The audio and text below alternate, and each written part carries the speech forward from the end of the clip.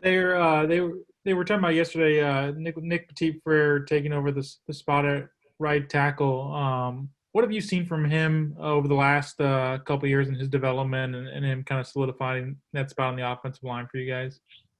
Well, Nick Petit has been like tremendous like this year. Like last year, like he was getting like a couple like reps and stuff, of course, especially like during the Northwestern game for me. And that Northwestern game for me, it showed me and all the other offensive linemen like, all right, he will be ready to play. Like he's not no slacker. Like he wants to work. Like that's what Buckeye Nation's going to see out of Nick Petit's going to like he's going to work and he's going to protect Justin's like as well as anybody. Shoot, because he's one. I got a feeling that after he gets done here, he will be one of the best tackles like in his class. We don't get to see you guys up close anymore, obviously. But they said he's 315 pounds now. Does he look bigger in person now? He looks a lot bigger, a lot bigger than like 295. Like this year, he been really focused on like bringing his weight up and also like making sure he does the right technique that coach that wants us to do as well. Like with him adding that weight on makes him a lot more stronger in the run game and a lot more powerful in the pass game as well. Thanks. All right, we'll go next to Stephen Means from Cleveland.com with Patrick Murphy on deck. Stephen. I know you've had some injury problems in the past, but just having – I know you would probably rather have started the season normally when it was supposed to start, but given that you had a little bit of extra time this offseason to maybe recover from whatever you may have been struggling last season, how has that helped you coming into this season? How much better do you just feel? It helped me out a lot, but at the same time, I was ready in like August.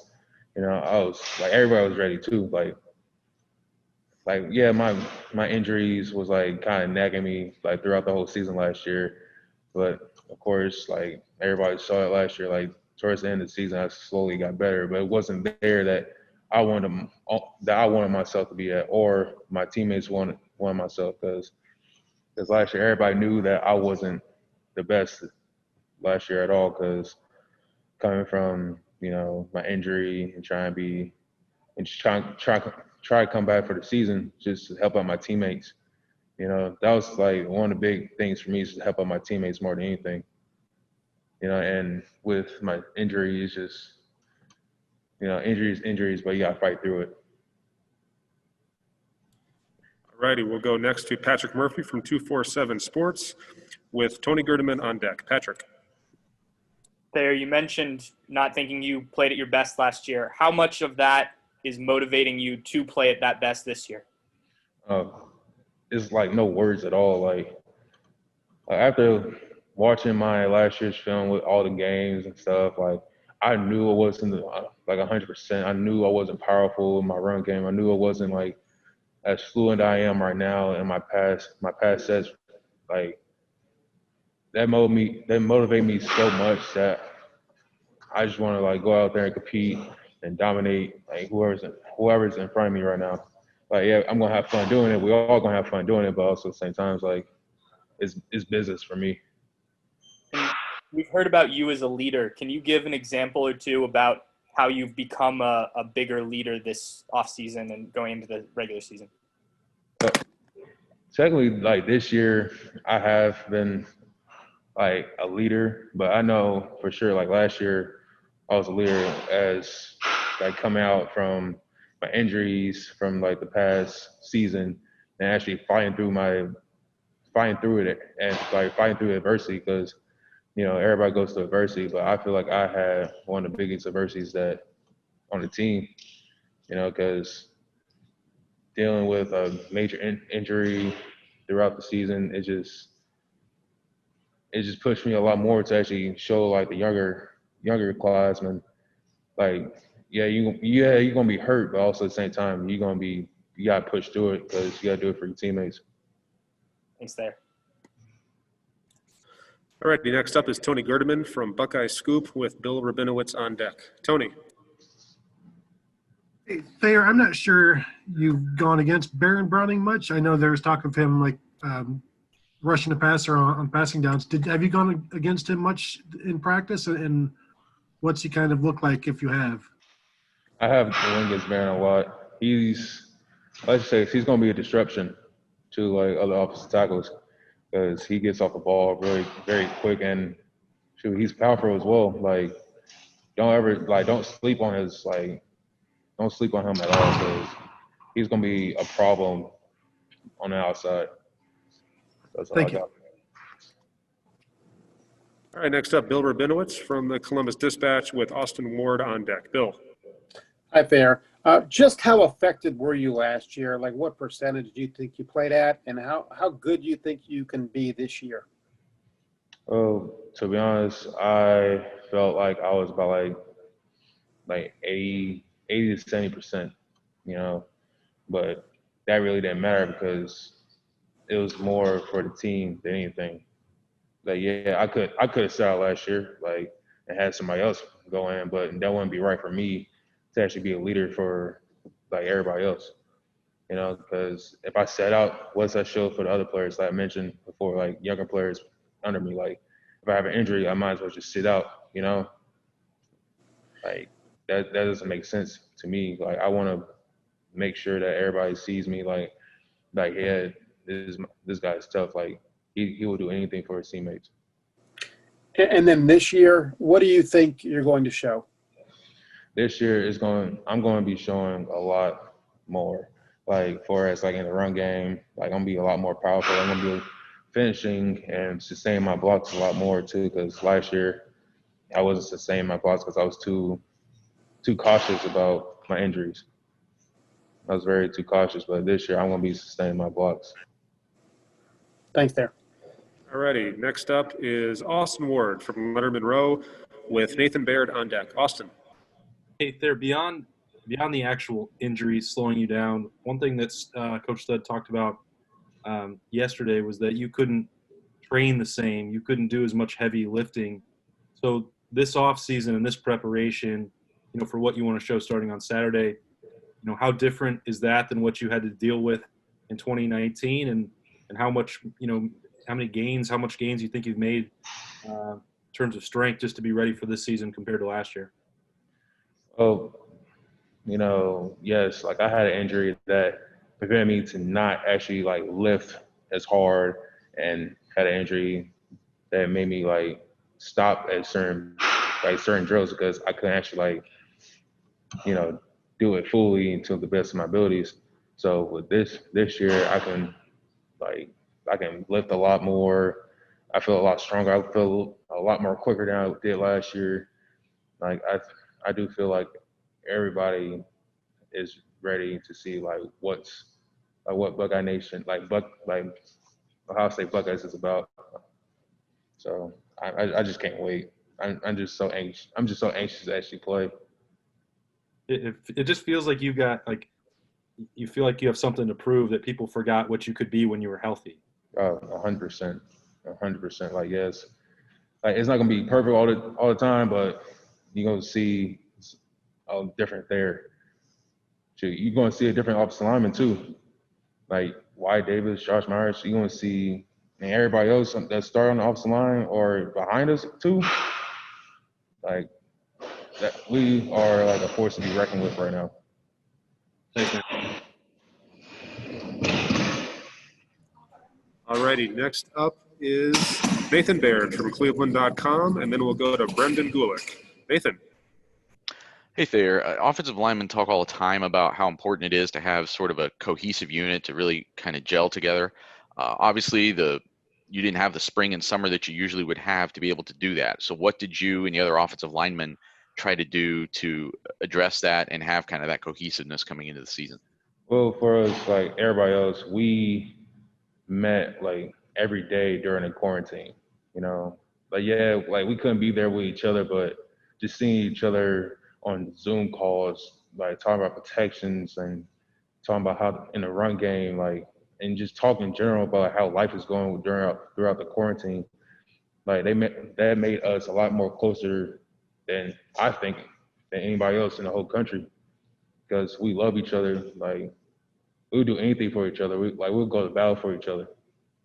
Like, that's one thing I do think that we have more of this year. Like, we'll go to battle for anybody. Alrighty, next up we'll go to Brendan Gulick with Buckeyes Now on Sports Illustrated with Andy Anders on deck. Brendan. Hey, Thayer, Coach Stud told us yesterday that in the offseason he was able to pull some GM reports from the NFL on a number of you guys up front to kind of figure out what their perspective was of your strengths and of your weaknesses, trying to enhance the strengths, trying to address the weaknesses. Are you willing to share with us maybe a little bit about what was on those reports about you? Well, basically, it's just me sustaining my blocks and having the leg drive that I had my sophomore year, but 10 times more.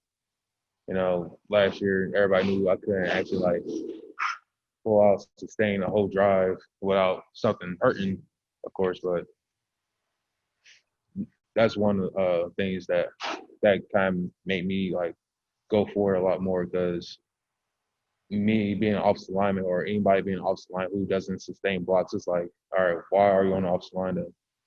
You know what I mean? Like, it doesn't make sense. If you're going to be on the offensive line, you got to sustain your blocks and hold your blocks as long as you can, so that ball carrier or quarterback can get off the ball, like, can throw the ball off and make big runs.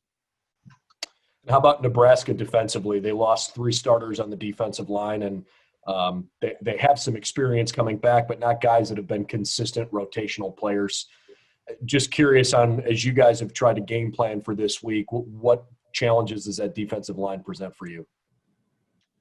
The challenge is for us is really not knowing who is actually about to start. You know, like, that's one of the biggest challenges that we have, because usually, like, we have like 2 or 3 games on, like, our Big Ten opponents before we actually go against them, so we can actually know, like, what we have. Like yeah, this year it sucks because of COVID, but at the same time we kind of got a feeling of what they about to be running. But the only difference is, like, who's the personnel for the defense. That's the only difference this year from all other years past. Thank you. All right, next up, Andy Anders from Press Pros and Dan Hope on deck. Andy. Yeah, obviously getting Wyatt Davis back was huge for you guys. I'm curious, how did you find out that he was opting back in, and what was your immediate reaction when that happened? Well, with that, it was just like, I kind of felt for him. Like, he even said it. Like, it was like no communication from the Big Ten at all. Like, I can't understand where he was coming from. Like, he was like the top guard in the whole country, just get drafted, you know? And he was like, we basically talked about it. We was like, man, like, there's no communication with the Big Ten, so we might, like, I don't know what he didn't know what he was about to do for real until, like, the decision that was actually made. And I respect him for it, but I respect him a lot more, even more than I do now. You know, just to come back, just to win a national title and just be back with his brothers for one of the last time. Right, but I'm also curious, how did he, like, did he tell you, did you hear from someone else? What transpired when you found out he was coming back? He basically told, like, everybody, like, I'm coming back. Like, it's really nothing. It's just, he basically just told us, like, straight up, like, all right, I'm coming back, because if we have a season, I'm coming back. If we don't, I'm gonna be doing something else. Right. And then as a group, have you discussed, like, what the potential for this offensive line is just as a unit? I mean, obviously you have a lot of talent, a lot of, you know, Josh is going to be a Remington candidate at center. What do you feel, what does the room feel is the ceiling? To be honest, like, last year, everybody said, like, we was, like, one of the best offensive line groups that Odyssey has ever had. But I personally think what I have seen and what we have been doing during practice all this time, like, I do think, again, that we are going to be the best offensive line in the whole country. Thank you. Mm-hmm. Ready. Next, we'll go to Dan Hope from 11 Warriors. Dan. Hey, Thayer. I mean, you talked about the injuries from last season. Is there things that you've done in terms of preparing your body this season to try to prevent those injuries this year? Well, I have been preparing myself ever since like beginning of the season. Like beginning of like last season, not this season, of course, but last season, like I started eating well and doing like my core work. Like my core was like the biggest thing for me because I had a weak core throughout that whole time, but I made sure that my core was strong and I made sure my feet was moving. I made sure that everything else was strong as well, so I actually sustained blocks. Thanks, Thayer. All righty, next up, we will go to Tim May from Leonard Monroe and the Tim May podcast. Tim.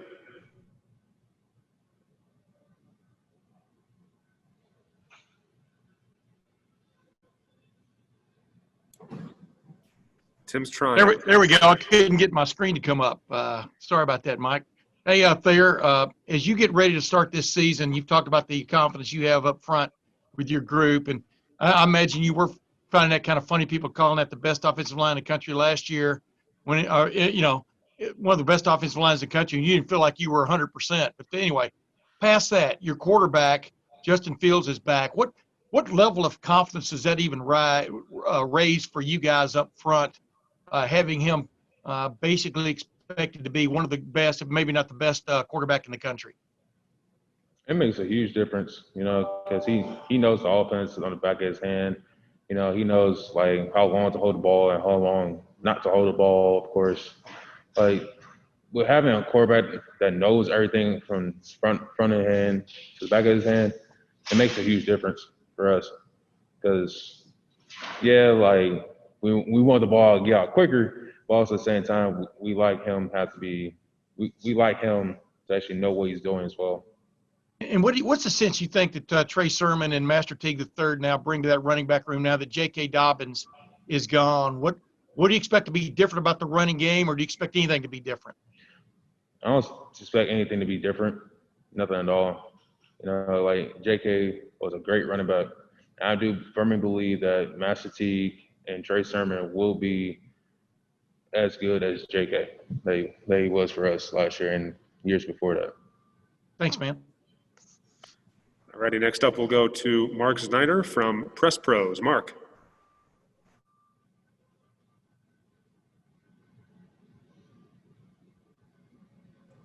Mark is muted. Mark, you're on mute. Thayer, what makes you confident in the running backs? Because they're both coming off injuries, and one is new to the program, and the other one played in the third and fourth quarter last year. Repeat that question again.